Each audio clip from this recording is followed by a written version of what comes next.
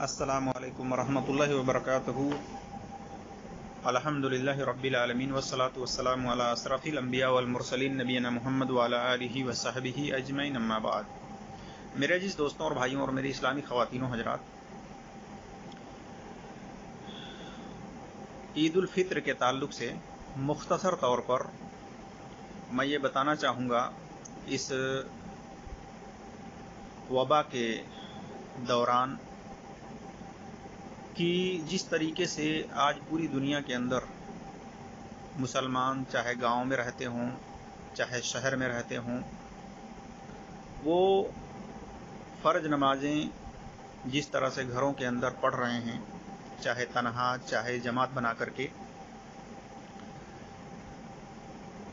ये मजबूरी के तहत, ये उज़र के बिना पर ऐसा किया जा रहा है। अगर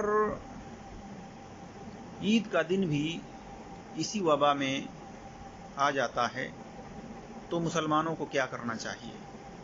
क्या ईद की नमाज मसाजिद में जाके पढ़ना चाहिए या खुले मैदान में पढ़ना चाहिए, या फिर मजबूरी के तहत अपने अपने घरों में ही अदा करनी चाहिए?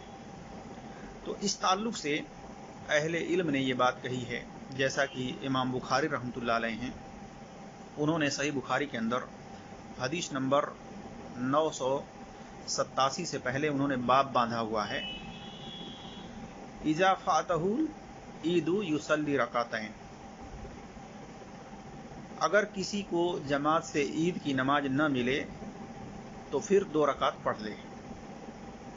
और उन्होंने लिखा है कि और औरतें भी ऐसा ही करें, और वह लोग भी जो घरों और देहातों वगैरह में हों और जमात में न आ सकें, वह भी ऐसा ही करें, क्योंकि नबी सल्लल्लाहु अलैहि वसल्लम का फरमान है कि इस्लाम वालों, ये हमारी ईद है। इसी तरह से अनस बिन मालिक रज़ी अल्लाह तआला अन्हु के गुलाम इब्न अबी उतबा जाविया नामी गांव में रहते थे। उन्हें आपने हुक्म दिया था कि वह अपने घर वालों और बच्चों को जमा करके शहर वालों की तरह नमाज ईद पढ़ें और तकबीर कहें। अकरमा ने शहर के आसपास जितने इलाके थे जहाँ पर लोग आबाद थे, उन लोगों को भी ये हुक्म दिया था कि जिस तरह इमाम करता है, ये लोग भी ईद के दिन जमा होकर 2 रकात नमाज पढ़ें, यानी उन लोगों से भी कहलवाया था। इसी तरह से अता ने कहा कि अगर किसी की ईद की नमाज जमात छूट जाए तो वह 2 रकात तन्हा अकेले अदा कर ले। तो इमाम बुखारी रहमतुल्लाह अलैह ने यहाँ ये साबित फरमाया है कि ईद की नमाज सबको पढ़ना चाहिए, चाहे मर्द हों चाहे औरतें हों, चाहे शहर में रहते हों चाहे गांव में रहते हों, उन तमाम लोगों को ईद की नमाज अदा करनी चाहिए। इसी तरह से जाविया बसरा से 6 मील पर एक गांव था। अनस रज़ी अल्लाह तआला अन्हु ने अपना मकान वहां पर ही बनवाया था। तो इससे पता चलता है कि जो लोग जहां पर रह रहे हैं, चाहे गांव में चाहे शहर में, वो लोग इस उज़र के बिना पर ईद की नमाज न पढ़ सकें तो उज़र के बिना पर तन्हा या जमात बना करके ईद की नमाज अदा करेंगे। अच्छी तरह से वज़ू करेंगे, सुबह के वक्त सूरज निकलने के बाद पहली रकात में 7 तकबीर कहेंगे और हर तकबीर अल्लाहु अकबर पर रफ़ाउद्दैन करेंगे, हाथों को उठाएंगे कंधे तक। इसी तरह से दूसरी रकात में 5 तकबीर कहेंगे और अल्लाहु अकबर कहते वक्त अपने हाथों को उठाएंगे। नियत ये होगी ईद उल फित्र की नमाज की।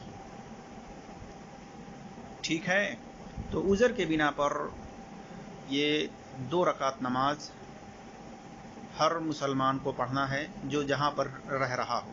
अगर जमात के साथ पढ़ना है तो अपने अपने घरों के अंदर जमात बना करके पढ़ लें। औरतें हैं, मर्दों से पीछे सब बना करके पढ़ लें। और इसमें अगर खुतबा जानते हों देना तो कुरान हदीस को पढ़ करके इस मौजू के मुतालिक उसका तर्जमा कर दें, वरना खुतबा ये वाजिब फ़र्ज नहीं है बल्कि ये मसनून है। नहीं अगर खुतबा देंगे तब भी आपकी नमाज अदा हो जाएगी।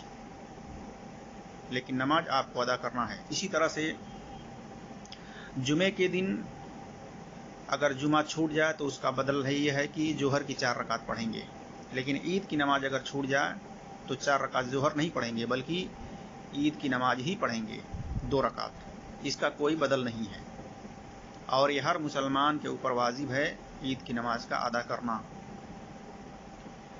تو جو جہاں پر ہے وہ 2 رکعت نماز عید الفطر کی نیت سے پڑھے گا۔ اللہ تبارک و تعالیٰ سے دعا ہے کہ اللہ تبارک و تعالیٰ ہم تمام مسلمانوں کو قرآن اور صحیح حدیث پر عمل کرنے کی توفیق عطا فرمائے، اور ہر قسم کے وبا سے، بیماری سے، مصیبت سے ہر مسلمان کو اللہ تبارک و تعالیٰ بچائے، آمین یا رب العالمین۔ السلام علیکم ورحمۃ اللہ وبرکاتہ۔